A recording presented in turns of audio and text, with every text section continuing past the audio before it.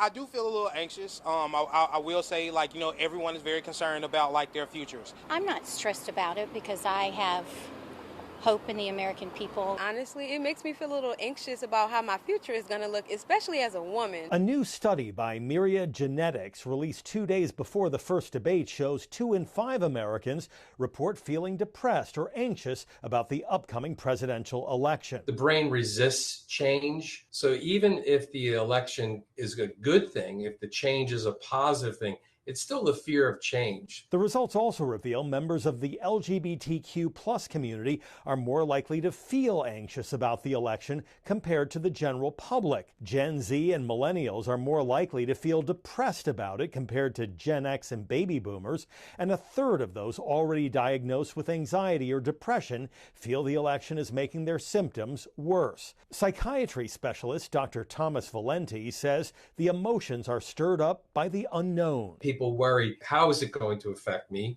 That's a natural fear.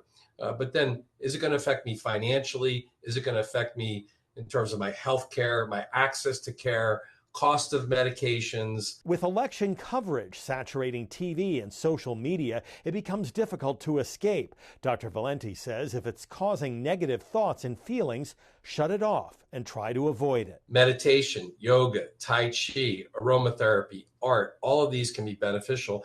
And when none of that is working, talk to your friends, family, talk to your healthcare provider, seek treatment, talk about your fears, get it out of you rather than letting it sit inside you. For most, he says, the uncomfortable emotions are only temporary. November will come, November will pass, the inauguration will happen, life goes on.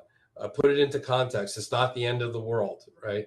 I think sometimes our fears get exaggerated, our mind runs uncontrolled, and then we end up in a dark place. But if those feelings don't go away, don't be afraid, seek help. Solutions are always possible. Dr. Valenti advises people to seek professional help if the stress and anxiety begin affecting your physical health, your work, or your family life. In Atlanta, John Seri, Fox News.